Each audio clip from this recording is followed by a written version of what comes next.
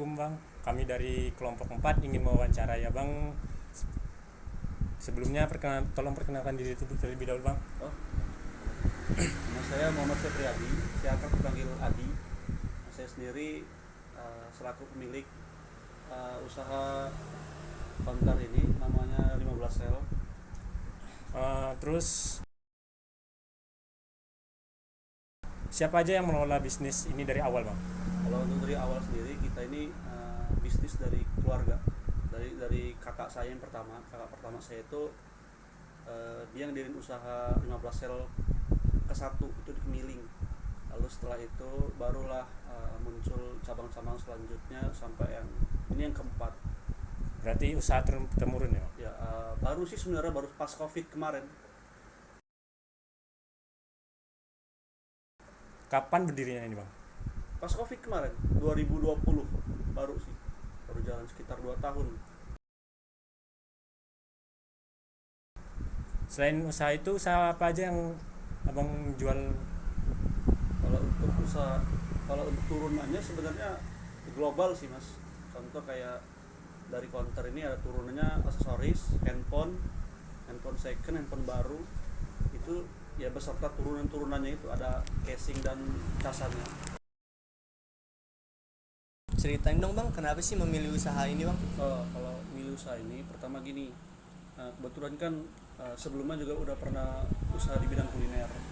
Itu untuk pandemi covid itu pasti terdampak banget kalau untuk usaha-usaha yang model kuliner Kuliner dan ya? lain-lainnya. Nah kebetulan untuk bisnis kuota counter gini yang isinya penjualan utama kami itu ada kuota dan pulsa, itu di era covid ini nggak berpengaruh sama sekali. Nggak berpengaruh deh, Bang, ya? Malah menurut saya sendiri itu adanya adanya daring yang Zoom dan lain-lain itu malah mendukung banget dengan penjualan kita. Oh ya, Jadi karena kuota dibutuhin banget ya betul. bang ya? Jadi ada beberapa juga sekolah itu yang kerjasama.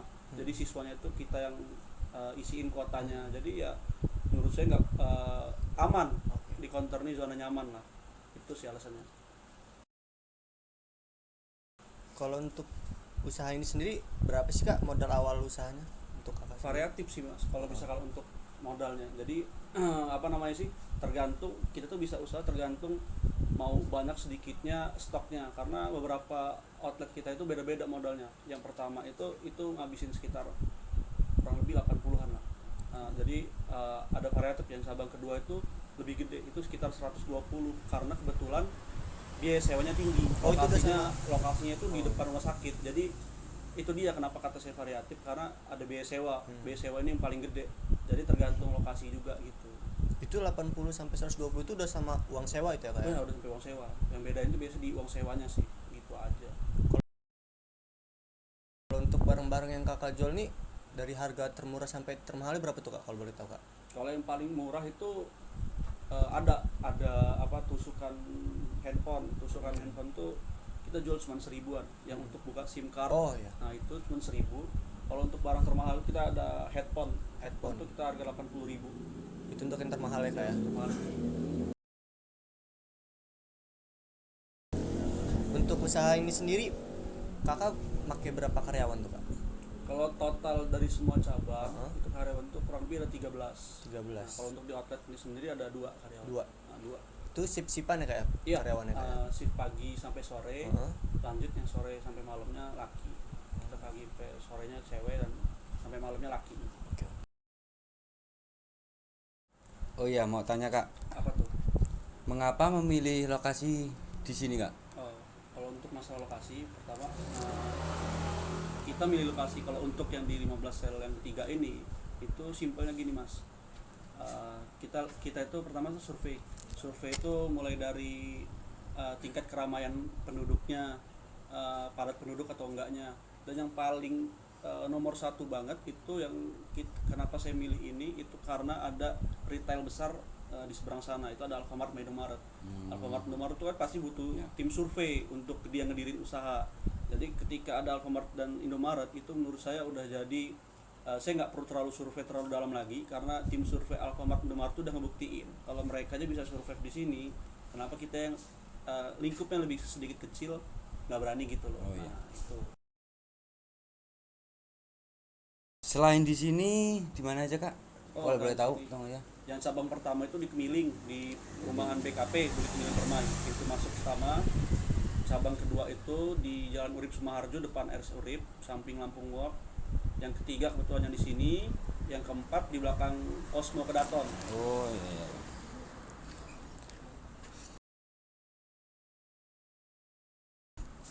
Total data penjualan dari tahun ke tahun sampai sekarang berapa kak? Kalau boleh tahu. Kalau untuk sampai sekarang itu belum ini ya kita nggak ngitung seluruh tahun ya, tapi kalau untuk per tahun kalau untuk per bulan sendiri itu variatif juga. Kebetulan di cabang pertama itu lumayan besar, itu di angka 500 juta omsetnya untuk tiap bulannya. Kalau untuk yang cabang-cabang lainnya itu di angka 200-300 juta. Oh, sampai 300 juta ya. Jadi kalau untuk setahun ya itu ditambahin aja gitu. Karena nggak pernah dihitung kalau sampai yang Kalau setahun. ditotalin semua ya Kurang lebih sebulan itu 1 M, berarti M-an ya. sekitar 12 M per tahun. 12 M per tahun omset ya. Omsetnya gitu.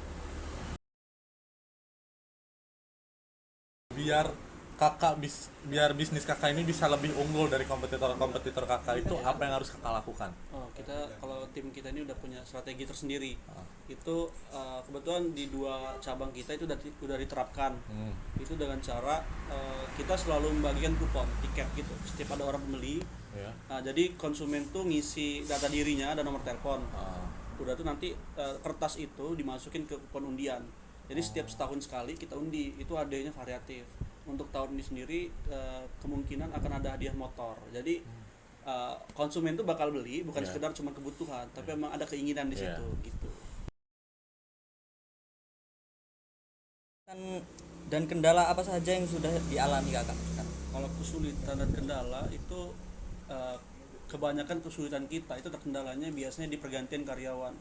Karena umumnya karyawan kita ini banyak rollingnya. Dia dapat panggilan di sana, dapat panggilan di sini. Ya maklum lah ya, mungkin berapa bulan masih rata-rata kan pegawai kita masih muda-muda. Mungkin dia masih banyak mau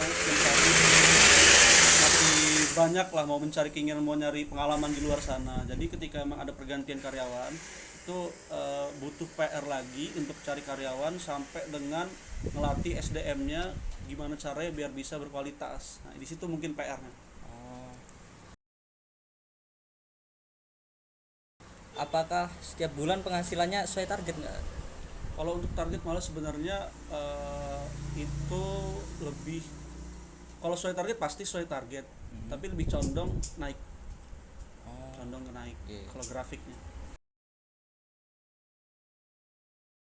Kalau boleh tahu hal apa aja yang dilakukan jika penjualan tidak sesuai target? Kalau untuk penjualan nggak sesuai target biasa kita ada evaluasi. Evaluasi itu gunanya itu buat apa? Buat ngelihat penyebabnya apa aja biasanya gitu. Biasanya itu hal utamanya itu dari harga. Karena mungkin ada update harga, ada kenaikan atau penurunan biasanya. Kalau penurunan harga kita belum update. Jadi mungkin konsumen ini ngerasa di sini masih mahal, sedangkan harga udah turun. Nah, di situ yang membuat mungkin dampaknya ke omset dan transaksinya nurun. Nah, mungkin kita lebih ke situ sih, update aja gitu. Apa harapan kakak ke depan mengenai usaha ini? Kalau harapannya udah jelas, pasti kita mau jadi leader di Lampung. Jadi mimpinya itu kita pengen jadi salah satu grosir. Jadi yang untuk mensuplai semua kebutuhan kuota konter-konter yang ada di Bandar Lampung, di Provinsi Lampung lah, khususnya Bandar Lampung. Jadi mau mengutamakan Bandar Lampung dulu? Iya, Bandar Lampung dulu lah, dari lingkup kecil Bandar Lampung dulu, baru mungkin untuk lingkup Lampung. Pengen jadi grosir lah intinya. Gitu. Apa aja sih keunggulan usaha ini dibanding pesaing lain? Keunggulannya ya